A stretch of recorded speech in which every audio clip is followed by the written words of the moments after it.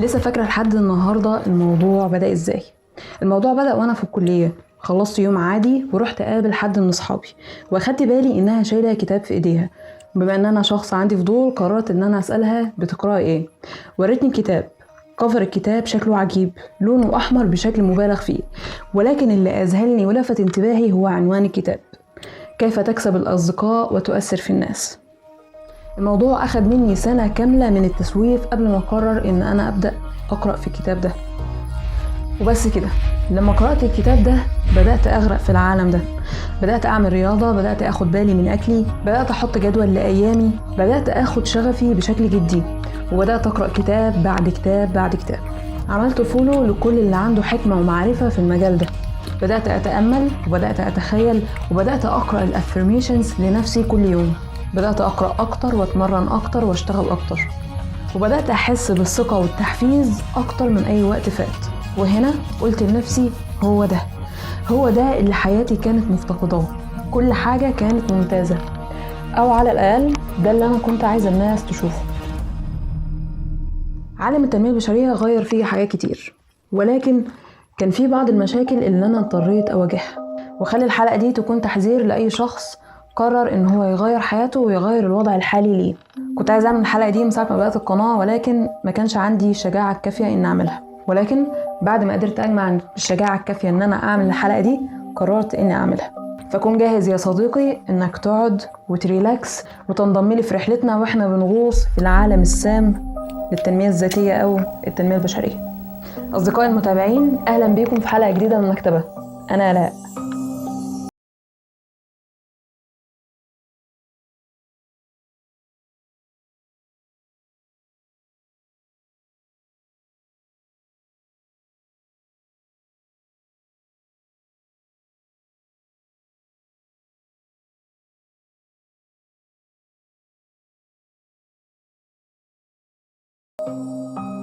هل أنت بتدور على طرق إزاي بيها تحسن حياتك؟ هل عايز تغير وضعك الحالي؟ هل وصلت لحد إن خلاص كده كفاية؟ هل أنت عايز سعادة أكتر؟ فلوس أكتر؟ هل عايز الناس تحبك؟ هل عايز تشد انتباه الناس أكتر؟ عايز تثبت للناس إنهم غلط؟ عايز تثبت لهم إنك تقدر تحقق حاجة عظيمة؟ هنا الحكاية بتبدأ، أو بالنسبة لي بدأت هنا. السبب في إني كنت بأجل إني أقرأ كتاب ديل كارنيجي هو إني ما حسيتش إني كنت محتاجة أقرأه أصلا، وده لحد ما دخلت أولى كلية. في السنة دي كان عندي مشكلة، وهي إني ما كنتش عارفة أتأقلم مع الناس أو أتعامل مع الناس. كان عندي صحاب، ولكن كان عندي دايما إحساس بالوحدة، أو إحساس كده إن أنت مش أنت. كان دايما عندي قلق من نقطة الناس شايفاني إزاي، وكان عندي رغبة غير صحية في إن أنا عايزة كل الناس اللي حواليا تنتبه ليا وتحبني. لحد ما وصلت لنقطة كده كفاية، أنا مش معجبة بالطريقة اللي أنا شايفة بيها نفسي وبالطريقة اللي أنا حاسة بيها. وهنا أخدت قرار بالتغيير، وده اللي دخلني عالم التنمية الذاتية أو التنمية البشرية. اللي أنا حكيته ده حاجة مهم جدا إن احنا نعرفها. أي شخص أخذ قرار بالتغيير في أي جانب في حياته أخذ القرار ده لأن هو مش عاجبه وضعه الحالي، وده طبعا مش غلط. إنك تغير حياتك لأنك مش سعيد في وضعك الحالي حاجة قوية جدا، ولكن المشكلة هنا في ضعفك. لو أنت موجود في مكان ضلمة وعايز تخرج منه، غالبا في طريقك للخروج بتتشد بشوية مشاكل. التنمية البشرية بيكون فيها إحساس كده بالانجذاب ليها، عالم فيه كل الناس بتحاول إنها تكون نسخة أفضل من نفسهم، عالم فيه بتقدر تتحكم في حياتك، عالم بيخليك تحس إنك بتعمل إنجاز. أنت بتكبر وبتعمل اللي الناس حواليك مش بتعمله.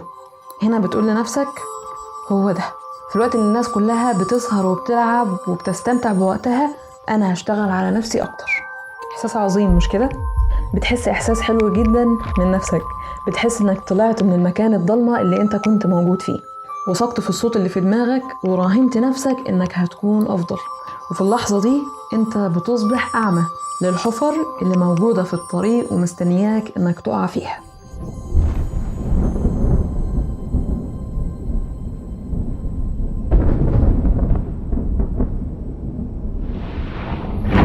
مفيش شك في إن التنمية الذاتية أو التنمية البشرية بتخليك تحس إحساس حلو، بيكون في إحساس رهيب بالرضا والإنجازات بعد ما بتخلص آخر صفحة من كل كتاب بتقراه.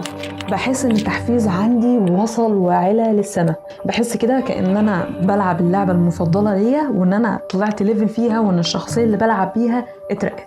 شوف يا صديقي، بعد كل كتاب بتقراه، بعد كل فيديو تنمية بشرية بتشوفه، بيحصل دفعة من الدوبامين في مخك. إحساس إنك أنجزت حاجة بعد ما بتخلص الكتاب اللي كنت بتقراه، إحساس رهيب بالإنجاز. بتخلص الكتاب اللي كنت بتقراه وعلى طول بتدور على الكتاب اللي بعده، وهنا هتبدأ دايرة معينة كده إنها تكرر نفسها. تشتري كتاب جديد فتحس بالتحفيز والإنجاز كده الرهيب بعد ما تخلص الكتاب، فتشتري كتاب جديد، وهكذا. لو انت يا صديقي لسه مش شايف المشكلة فين هنا، فخلينا ناخد بصة كده على الجانب الإدماني للدوبامين. السبب في ان الشخص بيدمن اي حاجة مش الحاجة نفسها. السبب اللي بيخلي الشخص يدمن المخدرات مش المخدرات نفسها، ولكن اللي هي بتعمله في المخ. دفعة الدوبامين اللي المخ بياخدها هي اللي بتخلي الشخص يدمن الحاجة دي. وخلينا هنا نكون واضحين في نقطة ان من السهل جدا انك تدمن حاجة معينة، سواء الموضوع متخطط له أو لا. عالم التنمية البشرية بيحطك في وهم كبير جدا، وهم الإنجاز. بعد ما بتخلص الكتاب اللي بتقرأه بتحس بالإنجاز، بعد ما بتحضر المحاضرة بتحس بالإنجاز، بعد ما بتتفرج على الفيديو بتحس بالإنجاز. بتحس هنا إن أنت أنجزت حاجة مهمة جدا وحاجة منتجة جدا. الإحساس ده بيبدأ إنه يعيش في السيستم بتاعك، ويزقك إنك تحضر المحاضرة الجاية، إنك تشتري الكتاب الجاي، إنك تشوف كل فيديوهات التنمية البشرية اللي موجودة في كل مكان. هنا ناخد ثانية ونوقف ونبدأ نبص على الموضوع من بره، ونبدأ نشوف إن مفيش حاجة بتتغير. في كاتب اسمه إم.جي. ديماكو، عنده كونسبت في الكتاب بتاعه اسمه أكشن فيكينج، أو الأكشن المزيف، وهي انك تعمل الحاجات اللي تخليك تحس بالانجاز والتحفيز بالرغم من ان فعليا مفيش حاجه بتتغير. احساس غريب كده بيخليك تروق اوضتك وانت وراك مشروع مهم المفروض انك تنجزه. احساس كده بيخليك انك تقضي يومك كله في انك تعمل جدول ليومك، وهو ده انجاز اليوم بتاعك. انك تقرأ كتير جدا عن البيزنس ولكن عمرك ما تفتح بيزنس. الاكشن فيكينج هو شكل قاتل من أشكال التسويف، بيخليك تقنع نفسك إنك بتعمل إنجاز بالرغم من إن مفيش تغيير فعلي. فخلي ده يكون التحذير الأول ليك يا صديقي. أنت مش محتاج إنك تحضر كل المحاضرات وكل الفعاليات اللي بتحصل في مجال التنمية البشرية، ولا محتاج إنك تقرأ كل الكتب اللي موجودة في المجال ده، ولا حتى محتاج إنك تشوف كل فيديو أو تسمع كل بودكاست بيتعمل في المجال ده. الوقت ده وقت انت بتعمل فيه حاجات بتستهلكك، ولكن الاكشن المفروض انت تاخده متأجل.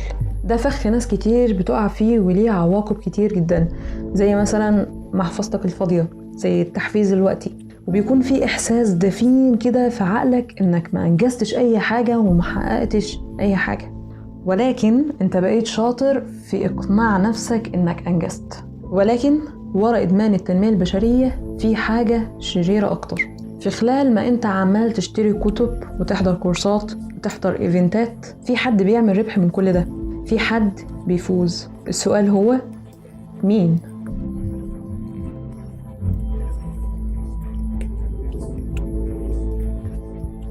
في حاجة يا صديقي انت ممكن تكون ما تعرفهاش، وهي ان مجال التنمية البشرية بيساوي تقريبا 13 مليار دولار، والرقم ده بيزيد كل سنة 5%.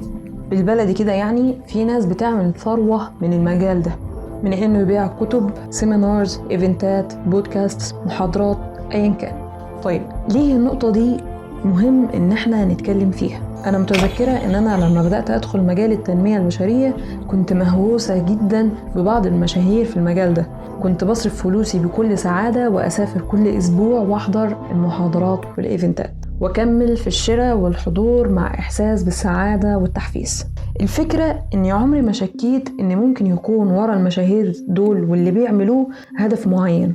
انا شفت عالم التنمية البشرية كمجتمع سري وانا جزء منه، مجتمع من ناس تانية بتدور على طرق بيها تحسن حياتها. يعني أكيد المشاهير دول هيعملوا فلوس، ولكن في المقابل أكيد هيدوني قيمة كويسة، أكيد بيحاولوا يخلوا حياتي أحسن، صح؟ استنى وقف. التفكير الساذج ده بيكون مشكلة لما تدرك انك بتتعامل مع مجال بيعادل مليارات. انت يا صديقي شخص مربح جدا للمجال ده لما تكون مش سعيد ومش راضي عن حياتك، على عكس لما تكون سعيد وراضي. فاكر يا صديقي لما اتكلمنا من شوية عن انك لازم تكون جاي من حالة فيها عدم سعادة وعدم رضا وعايز تحسن من حياتك؟ بيزنس التنمية البشرية عارف كل ده، وكمان بيعتمد على الإحساس بعدم الرضا علشان يشدوك للمجال ده، وهم عارفين إن الناس هتدمن المجال. إحساس بعدم الكفاية، فتاخد جرعة من التنمية البشرية تحسسك بالتحفيز وبالإنجاز، وهكذا لحد ما تدمن المجال. فكتير جدا من مشاهير المجال ده مكملين في إنهم بيصنعوا المنتجات بتاعتهم وبيجددوها بشكل دوري، لأن طبعا هم هيكسبوا منها، وخصوصا إن متابعين المشاهير دول عايزين كده. وهنا بتقع في فخ الحاجة الكبيرة الجاية، The next big thing، الفخ اللي بيزود الاستهلاك عندك. انت بس محتاج تعرف الحاجة اللي جاية دي، لأن هي دي السر الخطير في ازاي تخس، البيزنس الخطير اللي هيدخلك عالم الحرية المالية، السر المخفي اللي هيخليك تكتشف الكاريزما بتاعتك، وهكذا. ومع متابعتك في الاستهلاك وفي كل مرة بتقول لنفسك المرة دي الأمور هتكون مختلفة، والمحفظة بتاعتك الفلوس فيها عمالة بتخلص، وفي حقيقة الأمر انت مش بتتطور ولا بتعمل تغيير في حياتك، ولكن كل اللي انت عملته انك خليت نفسك مستهلك لمجال التنمية البشرية. وده التحذير التاني، مجال التنمية البشرية بيزنس معتمد عليك وانت في حالة عدم الاكتفاء وعدم الرضا وعدم السعادة، وده علشان انت تكمل استهلاكك للمنتجات والخدمات اللي هم بيعملوها. وهنا يا صديقي لازم تشكك في كل المنتجات اللي انت بتستهلكها، شكك في المشاهير اللي انت بتتابعهم وفي اللي هم بيقدموه، شكك في الكتب اللي انت بتقراها والمحاضرات اللي انت بتحضرها. اسأل نفسك، هل انا فعلا محتاج اقعد واكتب اهدافي 7 مرات ب7 اوقات ل7 كتب ول7 مشاهير مختلفين؟ واسأل نفسك، هل انا استهلكت من المجال ده اكتر من الافعال والتغيير اللي المفروض انا اعمله اصلا في حياتي بشكل فعلي؟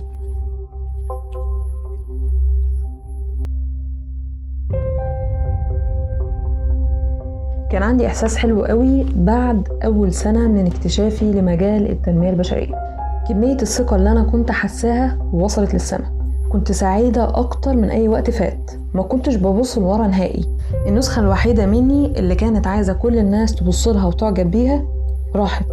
أنا خلاص بقيت شخص جديد، أنا شخص جديد. ما كنتش عايزة نهائي إني أحس زي ما كنت حاسة الأول، أنا هكون شخص ناجح. وده اللي قلته لكل الناس في التوقيت ده، النجاح هو أفضل ممثل في العالم. ولكن طبعا الحياة الواقعية مش بتمشي خالص بالطريقة دي. الموضوع يبان سخيف، ولكن حقيقي أول ما بدأت أدخل المجال ده كنت حاسة إن أنا هكون شخص سعيد للأبد، أو على الأقل وقت ما أكون متحفزة. التنمية البشرية عاملة زي الفقاعة، أنت محاط بالرسائل الإيجابية، كل الناس بتقول إنك هتكون شخص ناجح، كل المشاهير بيعملوا بوستات عن السعادة وإنك لازم تطرد الأفكار السلبية. ولكن زي أي فقاعة لازم هيجيلها وقت وهتنفجر، وعقلك بينفجر لما بتبدأ إنك تفقد شغفك تجاه الحاجة اللي انت عايز تكونها. في اللحظة دي بتحس ان العالم كله اتقلب. طول عمرك بتقول للناس ان ده حلمك وشغفك وان عمري ما هوقف، وده اللي التنمية البشرية بتعلمهولك. اوعى انك تقف نهائي حتى ولو لثانية واحدة. انا اكدت لنفسي ان قدري هو اني اكون شخص ناجح، شخص كل حياته منظمة وفي عليها كنترول. كل اللي اتبقى هو احساس بالشك. وهنا بدأت ان انا ما اقولش لأي حد اي حاجة، وبدأت اقنع نفسي ان انا ما فقدتش شغفي ولا اي حاجة، وان كل حاجة في مكانها صحيح وعليها كنترول، وان مفيش حاجة اتغيرت. ليه؟ انت ممكن تسأل. في الفقاعة دي وانت محاط بالرسائل الإيجابية بس، بتبدأ انك تصدق ان اي افكار سلبية في نقطة انك تقف هي افكار غلط. والموضوع بيكون اسوأ لانك بتبدأ تفكر انك لو تقبلت فكرة ان انا مش سعيد ومفيش حاجة اتغيرت، ده هيرجعني للنسخة القديمة مني اللي كانت موجودة قبل التنمية البشرية. الموضوع اخذ مني اكتر من 2 سنين لحد ما وصلت لشروط معينة في موضوع التوقف، وإن لازم أتقبل حقيقة إن عالم التنمية البشرية كان بيستخبى مني، وإن دايما هيكون فيه معاناة، وده عادي إنك تكون مش كويس. وفي وسط البحر اللي الناس كلها فيه بتتكلم بشكل إيجابي وعن أفكار إيجابية، أدركت إن الحاجات المهمة والكبيرة بتتخلق في وسط المعاناة.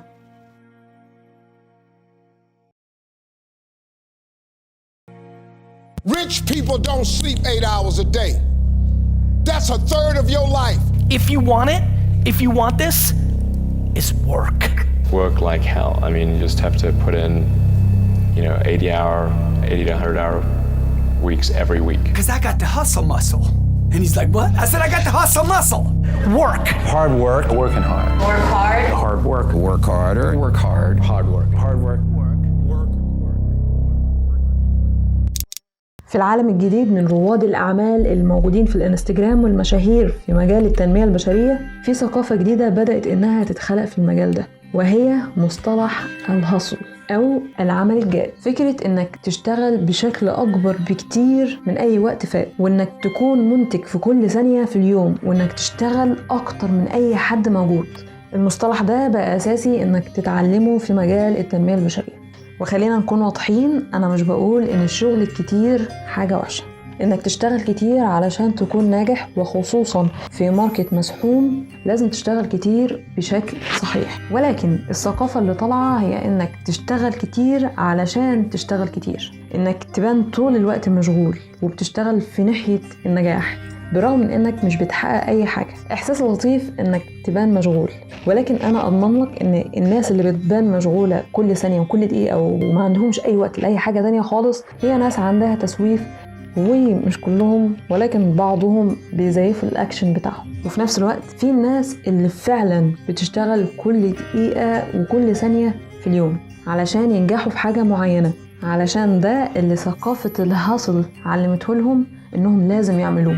ولكن ده فيه مشكلة برضو، الشغل الكتير والعمل الجاد هو قطعة واحدة من البازل، ولكن الشغل الكتير في الاتجاه الصح والشغل الكتير بذكاء هو القطعة الأخيرة في البازل. في مشكلتين في موضوع الشغل الكتير 24 ساعة 7 أيام. أول حاجة إنك بتخاطر إنك توصل لنقطة البيرن أوت أو الاحتراق أو الاستنزاف. هي حالة من الإرهاق الجسدي وإرهاق المشاعر بسبب الاسترس والضغط المستمر. والمشكلة التانية إنك تكون بتشتغل كتير في الاتجاه الغلط أو بالطريقة الغلط. تفتح موقع في الفتنس وتفضل تشتغل عليه 24 ساعة وتعدله كل ثانية وكل دقيقة وتحدثه وتنزل بوستات، ولكن فرص إنك توصل لمكان معين قليلة جدا. في آلاف المواقع في نفس المجال ده، وفي وسط ده هيكون صعب إنك توصل لنقطة فريدة تكون هي سبب بيع منتجاتك. الموقع بتاعك مثلا مش بيحل أي مشكلة من جذورها، ولكن لو انت أخدت وقتك وراجعت كل حاجة أكيد كنت هتوصل لاستراتيجية معينة هي اللي هتنجح البيزنس ده. ولكن انت مستمر في نفس الطريقة اللي مش هتوصلك لأي مكان، ومكمل شغل وانت شايف ان ده كل اللي انت محتاجه علشان تنجح. وهنا الجانب المظلم للتنمية البشرية بيبدأ يبان، بيحطوا حاجة كده تضلم عينك علشان ما تشوفش الطريق كويس قدامك. بيديك احساس ان الشغل الكتير هو كل اللي انت محتاجه علشان توصل، ولكن في الحقيقة طبعا انت ما حققتش حاجة. بيخلوك دايما منتظر الكتاب الجاي والحلقة الجاية والفيديو الجاي والسيمينار الجاي. لازم تقرأ الكتاب وتشوف الفيديو وتحضر المحاضرة علشان هيتقال فيها السر اللي هيكون هو سبب نجاح البيزنس بتاعك. وبيحطوك في فكرة ان الشغل الكتير هو فقط اللي انت محتاجه علشان تنجح، ولكن طبعا ده مش صحيح. الجانب المظلم من صناعة التنمية البشرية معتمد عليك انك تكون مصدق كل ده علشان هم يفضلوا يعملوا فلوس.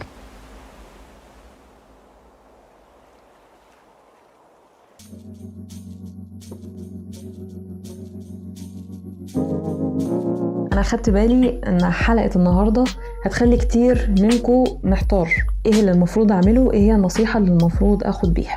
من الواضح طبعا إن أنا ما عنديش كل الإجابات، ولكن أقدر أقول إن الحاجات اللي ساعدتني في حياتي إلى الآن الرياضة، الأكل كويس، إن أنا أكتب أهداف الأسبوع، أهداف الشهر، أهداف السنة، مع الفهم إن ممكن يحصل أي حاجة تغير الخطة تماما والأهداف دي ما تحصلش. من الحاجات اللي ساعدتني برضو قراءة الكتب اللي ساعدتني في حل المواقف والمشاكل اللي واجهتها. في بعض الكتب لما تقرأها هي هتزقك إنك تشتغل وتنجز حاجة فعلية، مش تقعد تستنى الكتاب الجاي والمحاضرة الجاي. وفي كتب ومحاضرات وفيديوهات تشوفها وتحضرها مش بتديك إحساس بالتحفيز المزيف والإنجاز المزيف، ولكن بتديك زقة إنك تنزل تشتغل على طول. ومع كل ده خلي الحلقة دي تكون تحذير ليك لو انت قررت انك تدخل مجال التنمية البشرية. ولو انت قررت انك تخوض الرحلة وتدخل مجال التنمية البشرية، خد بالك علشان ما تقعش في نفس الفخ اللي انا وقعت فيه. انا في فترة من الفترات في حياتي كنت بحضر محاضرة في التنمية البشرية كل اسبوع، كنت بسافر لها كل اسبوع، بصرف فلوس من جيبي واسافر للمحاضرة دي كل اسبوع. كنت بطلع منها احس بالانجاز والتحفيز الرهيب برغم ان مفيش حاجة فعلية اتغيرت. اشتغل كتير يا صديقي علشان تحقق اللي نفسك فيه، ولكن اشتغل كتير في الاتجاه الصح وبالطريقة الصح. مش معنى انك بتشتغل كتير انك بتنجز وانك بتحقق حاجة، لا خالص، ده مش معناه خالص الانجاز. مش لازم علشان تنجز حاجة في حياتك لازم تكون حاسس بالشغف والتحفيز والواو والطاقة وانا هطير دلوقتي. دايما الحاجات الواو اللي بنشوفها والناس اللي بتنجز حاجات كبيرة جدا في حياتها في الغالب بيبقى طالع من معاناة كبيرة جدا في حياته، عشان كده عمل تغيير. استنى يا صديقي، ما تخرجش من الحلقة دي. انا عارفة انك زهقت من كل يوتيوبر يقولك ما تنساش اللايك والشير وما تنساش تشترك في القناة، بالرغم من ان انا هكون شاكرة ليك لو انت عملت الحاجات دي، ولكن انا هاخد شوية وقت من وقتك زيادة واشكرك على انك وصلت للنقطة دي في الحلقة وكملت الحلقة للآخر. لو عجبكم المحتوى شرفوني باشتراككم في القناة وتابعوا المحتوى اللي موجود والمحتوى اللي هيكون موجود. اشوفكم ان شاء الله في حلقات جاية من المكتبة. كان معكم آلاء. السلام عليكم.